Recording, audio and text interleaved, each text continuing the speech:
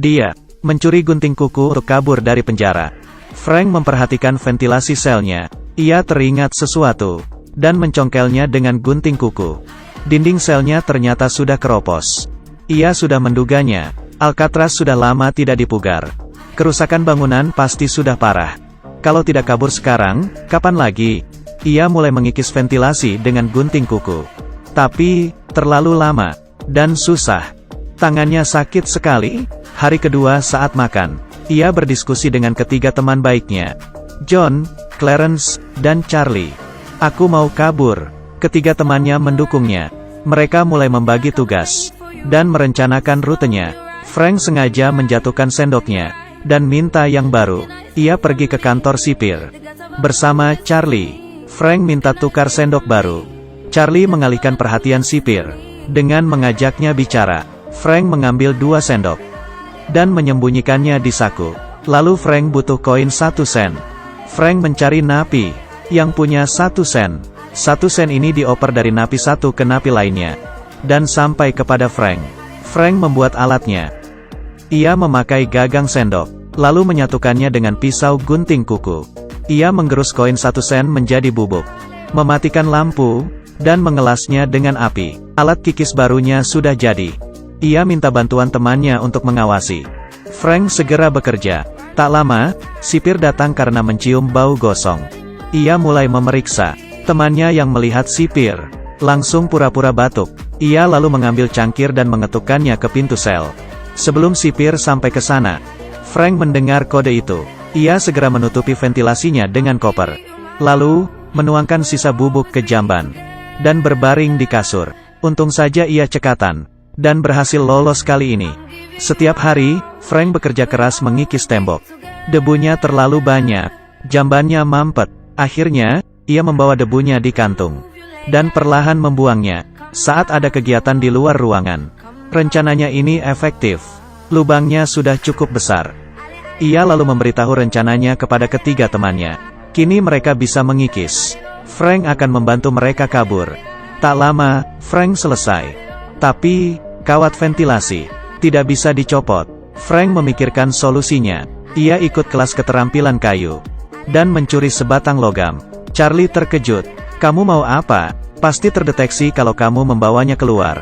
Frank menenangkannya. Aku punya cara. Ia melewati detektor logam. Alarm berbunyi. Frank mengeluarkan logam itu dan memberikannya. Ia beralasan logam itu untuk menggantung pakaian. Sipir hanya diam, lalu mengambilnya. Tapi, sesampainya di sel, Frank membuka sol sepatunya. Ternyata ia menyimpan satu lagi. Ia sengaja menyimpan 2 logam supaya tidak ketahuan. Frank sangat cerdas. Ia lalu mulai memotong besi ventilasi dan menendangnya. Ventilasinya copot. Akhirnya ia bisa masuk ke dalam. Semakin besar lubangnya, risikonya juga semakin besar. Untuk mengelabuhi sipir, ia mengumpulkan koran dan membasahinya. Lalu ia mencampurnya dengan debu tembok dan menyusun koran itu menjadi ventilasi palsu. Tapi, warnanya tak seragam. Charlie pura-pura ingin menggambar dan minta sedikit cat. Sipir mendukungnya, bahkan memintanya menggambar dengan baik. Lalu, Frank mengecat ventilasi korannya. Siapapun akan mengira itu asli. Frank baru sadar, ternyata ia sangat kreatif. Lalu ia membuat kepala palsu dengan cara yang sama, yaitu dengan koran yang dibentuk. Setelah itu, ia mengecatnya. Bila botak sangat jelek, ia minta rambut ke napi tukang cukur dan membuat rambut palsu. Meski agak botak, tapi sudah mirip orang. Frank menutupi kepala itu dengan selimut. Sempurna, Frank menyelinap ke ventilasi dan mulai naik ke atas. Sesampainya di sana, ternyata ada teralis besi lagi. Letaknya tinggi dan besinya keras. Kelihatannya harus dibobol dengan mesin. Bagaimana ini?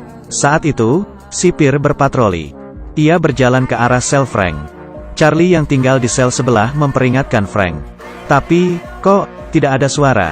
Ia memanggil Frank tapi tidak ada jawaban. Sipir datang, melihat kepala palsu Frank. Ia penasaran, kenapa jam 7 Frank sudah tidur. Sipir bertanya pada Charlie ada apa dengan Frank. Situasi sangat canggung. Ia diam saja.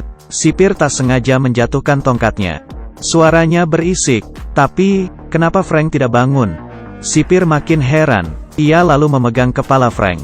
Kepalanya bergerak. Ternyata, bukan kepala palsu. Frank yang dengar kode dari Charlie. Segera kembali. Ia lolos lagi kali ini. Esoknya, Frank memanggil temannya. Mereka berdua naik ke atas. Dan bekerja sama, untuk meraih teralis di atas. Frank memegang besi teralis. Ternyata, besinya terlalu keras. Harus dibor. Tapi, di penjara mana ada bor? Frank pusing. Hari ini, ia ikut kelas musik. Dan melihat ada kipas angin. Di atas meja. Saat teman-temannya pergi, ia mencuri kipas itu, lalu memasukkannya ke koper. Charlie yang melihatnya mulai takut.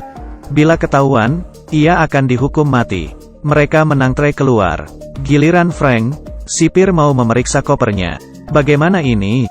Charlie khawatir.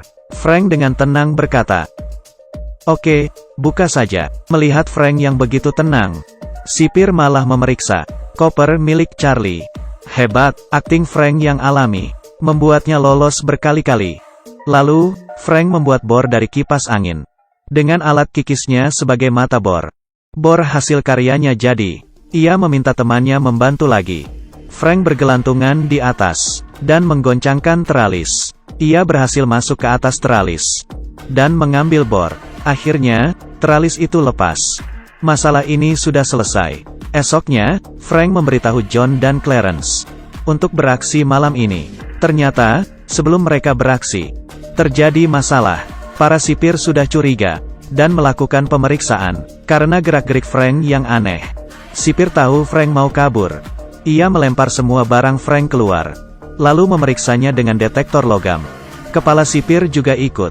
Ia melihat koper, yang menutupi ventilasi, dan memindahkannya. Frank sangat gugup. Jantungnya mau copot. Kepala sipir melihatnya, dan mengembalikan kopernya ke posisi semula.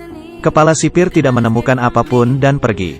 Frank sadar, makin lama ia di sana, ia akan makin dicurigai. Ia harus segera kabur. Tengah malam, Frank memakai kepala palsu, dan berhasil mengelabuhi sipir.